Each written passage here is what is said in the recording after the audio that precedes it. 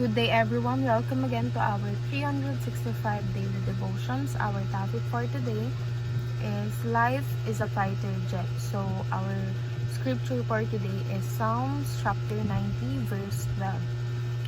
So teach us to number our days that we may gain a heart of wisdom.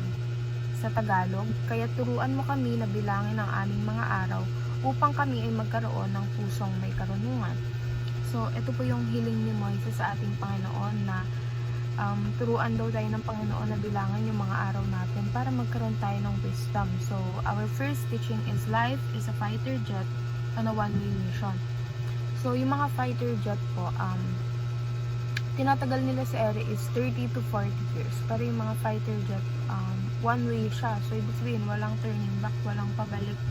Kumbaga kapag once na nag-take off na yung fighter jet, mag-i-stay na siya dun sa ere and ayun, hindi na niya pwedeng ibalik yung oras like our life, diba? Yung oras natin sa mundo is hindi na natin pwedeng ibalik. Kumbaga para tayo nasa one-way mission. Kapag nabuhay ka, yun na yung depende sa lifespan mo, yung mission mo. So, wala nang pabalik, hindi mo mababalik yung oras or yung panahon na bata ka pa lang or pinanganak ka.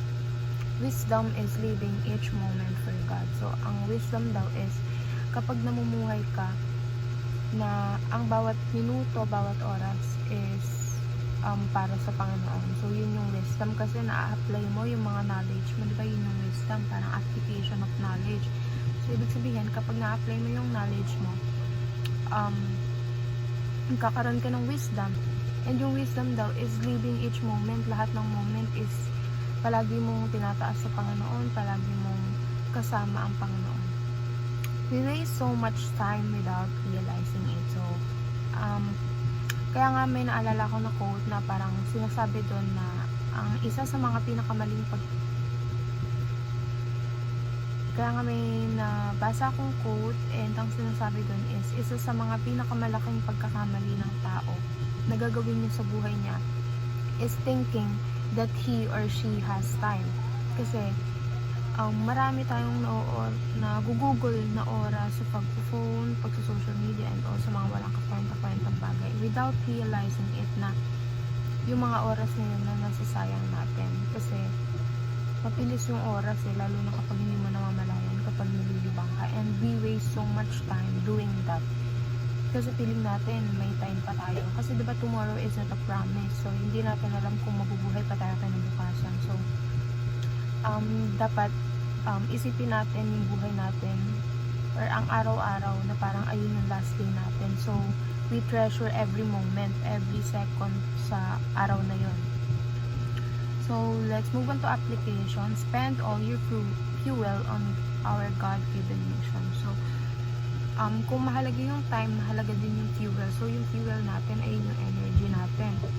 So, i-spend natin yun sa mga God-given mission. Huwag dun sa mga taliwas sa sinasabi ng salita ng Diyos. So, i-spend natin yung energy natin sa paglilingkod sa Panginoon, paglilingkod sa mga pagtulong sa kapwa natin, and all. Avoid detours and other time wasters. So, i-avoid natin yung masyado tayo nag-social media or yung mga walang kakwenta-kwentang bagay. And gawin natin productive yung buhay natin. Gawin natin productive yung araw-araw upang wala tayong masayang na panahon.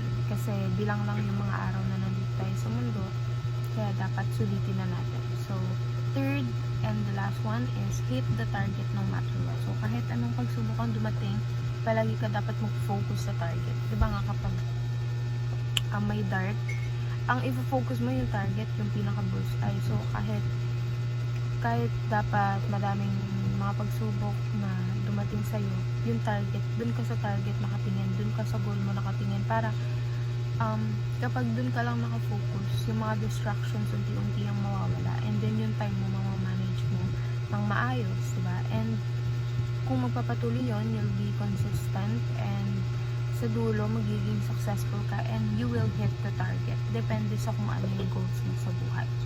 So, yun lamang po, and see you again on our 365 daily devotion.